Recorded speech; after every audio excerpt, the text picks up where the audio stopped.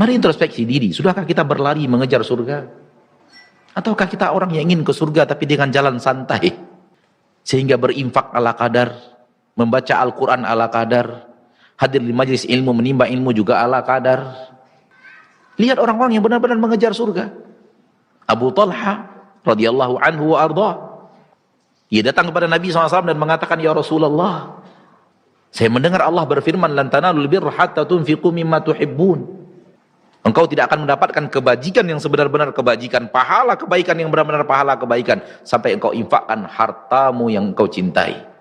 Lalu Rasulullah, dia berkata, ya Rasulullah, hartaku yang paling aku cintai bernama Bayraha, sebuah kebun terletak di depan Masjid Nabawi. Rasul sering masuk ke kebun itu. Di dalamnya ada sebuah sumur dengan air yang sangat tawar. Itulah hartaku yang paling kucintai, aku infakkan lillahi ta'ala. Silahkan engkau lakukan terhadap kebun itu, terserah engkau ya Rasulullah, apa yang akan engkau lakukan kepada kebun itu. Ini orang-orang yang mengejar surga, ini orang yang berlari kepada surga. Lalu bagaimana dengan kita?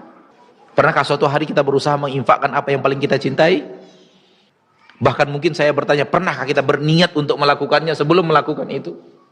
Kalau niat tidak ada, bagaimana akan melakukannya? Lihat Rasulullah SAW yang mengejar surga. Sholat sampai bengkak kaki beliau sallallahu alaihi wasallam saking lamanya sholat tahajud. Lihat seseorang lelaki dari sahabat Nabi sallallahu alaihi wasallam, kalau tidak salah bernama Amr bin Jamuh radhiyallahu anhu wa ardhah, dan beliau lelaki yang pincang, dan ketika itu usia beliau sudah menanjak tua. Ketika panggilan jihad datang, beliau daftar menjadi pasukan, menjadi salah seorang yang akan bergabung dalam pasukan jihad. Sudah tua dan pincang.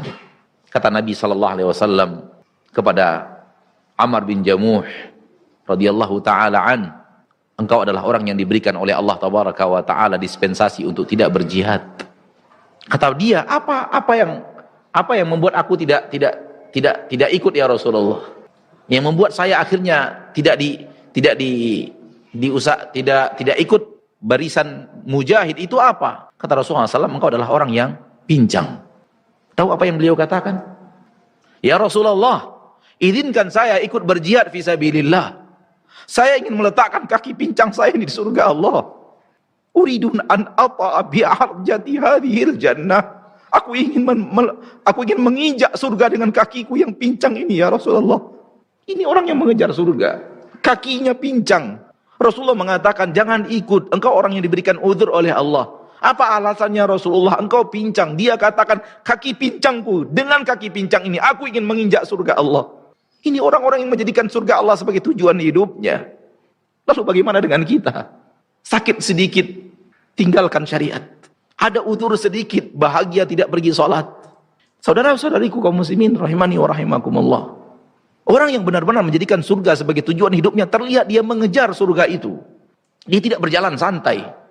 Ketika kita mengejar surga dan surga benar-benar menjadi tujuan hidup kita, iblis tidak akan tinggal diam, dia akan menggoda kita dengan sesuatu yang ada di kiri dan kanan. Dan orang yang benar-benar mengejar surga tidak akan peduli dengan godaan-godaan itu.